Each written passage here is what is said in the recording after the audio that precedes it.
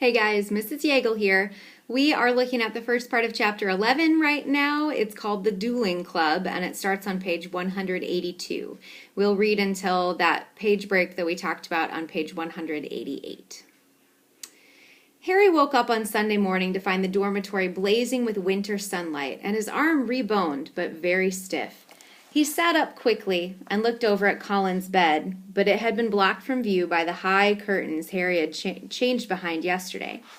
Seeing that he was awake, Madame Pomfrey came bustling over with a breakfast tray and began bending and stretching his arm and fingers. "All in order," she said as he clumsily fed himself porridge left-handed. "When you've finished eating, you may leave." Harry dressed as quickly as he could and hurried off to Gryffindor Tower, desperate to tell Ron and Hermione about Colin and Dobby, but they weren't there. Harry left to look for them, wondering where they could have got to, and feeling slightly hurt that they weren't interested in whether he had his bones back or not. As Harry passed the library, Percy Weasley strolled out of it, looking in far better spirits than the last time they'd met. "Oh, hello, Harry," he said. "Excellent flying yesterday, really excellent. Gryffindor has just taken the lead for the House Cup. You earned 50 points. "You haven't seen Ron or Hermione, have you?" said Harry. "No, I haven't," said Percy, his smile fading. "I hope Ron's not in another girl's toilet." Harry forced a laugh, watched Percy walk out of sight, and then headed straight for Moaning Myrtle's bathroom. He couldn't see why Ron and Hermione would be in there again, but after making sure that neither Filch nor any prefects were around, he opened the door and heard their voices coming from a locked stall. "It's me," he said, closing the door behind him. There was a clunk, a splash, and a gasp from within the stall, and he saw Hermione's eye peering through the keyhole. "Harry!" she said. "You gave us a fright. Come in. How's your arm?"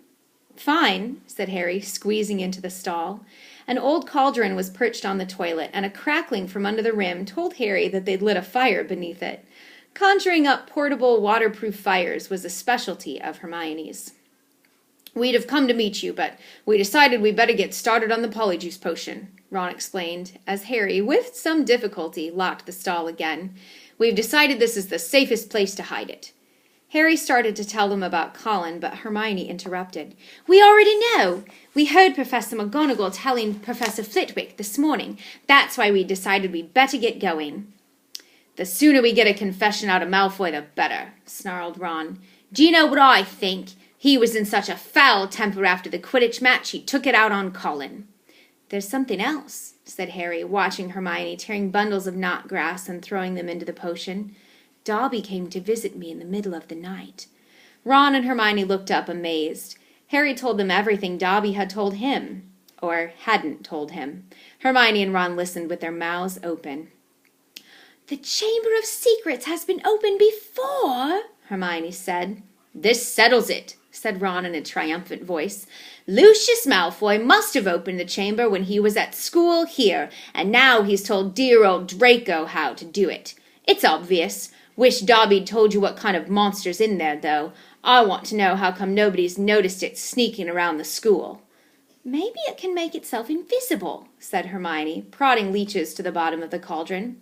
"Or maybe it can disguise itself, pretend to be a suit of armor or something. I've read about chameleon ghouls." "You read too much, Hermione," said Ron, pouring dead lace wings on top of the leeches. He crumpled up the empty lace-wing bag and looked at Harry. "So Dobby stopped us getting on the train and broke your arm." He shook his head. "You know what, Harry? If he doesn't stop trying to save your life, he's going to kill you." The news that Colin Creevey had been attacked and was now lying as though dead in the hospital wing had spread through the entire school by Monday morning. The air was suddenly thick with rumor and suspicion. The first years were now moving around the castle in tight-knit groups, as though scared they'd be attacked if they ventured forth alone. Ginny Weasley, who sat next to Colin Creevey in Charms, was distraught, but Harry felt that Fred and George were going the wrong way about cheering her up. They were taking turns covering themselves with fur or boils and jumping out at her from behind statues. They only stopped when Percy, apoplectic with rage, told them he was going to write to Mrs. Weasley and tell her Ginny was having nightmares. Meanwhile, hidden from the teachers, a roaring trade in talismans, amulets, and other protective devices was sweeping the school. Neville Longbottom bought a large, evil-smelling green onion, a pointed purple crystal, and a rotting newt tail before the other Gryffindor boys pointed out that he was in no danger. He was a pureblood, and therefore unlikely to be attacked. "They went for Filch first," Neville said, his round face fearful. "And everyone knows I'm almost a squib." In the second week of December, Professor McGonagall came around as usual, collecting names of those who would be staying at school for Christmas. Harry, Ron, and Hermione signed her list. They had heard that Malfoy was staying, which struck them as very suspicious. The holidays would be the perfect time to use the Polyjuice potion and to try to worm a confession out of him. Unfortunately, the potion was only half finished. They still needed the bicorn horn and the boomslang skin, and the only place they were going to get them from was Snape's private stores. Harry privately felt he'd rather face Slytherin's legendary monster than let Snape catch him robbing his office. "What we need," said Hermione briskly as Thursday afternoon's double potions lesson loomed nearer, "is a diversion. Then one of us can sneak into Snape's office and take what we need." Harry and Ron looked at her nervously. "I think I'd better do the actual stealing," Hermione continued in a matter-of-fact tone. "You two will be expelled if you get into any more trouble, and I've got a clean record. So all you need to do is cause enough mayhem to keep Snape busy for 5 minutes or so." Harry smiled feebly. Deliberately causing mayhem in Snape's potions class was about as safe as poking a sleeping dragon in the eye. Potions lessons took place in one of the large dungeons. Thursday afternoon's lessons proceeded the usual way. 20 cauldrons stood steaming between the wooden desks, on which stood brass scales and jars of ingredients.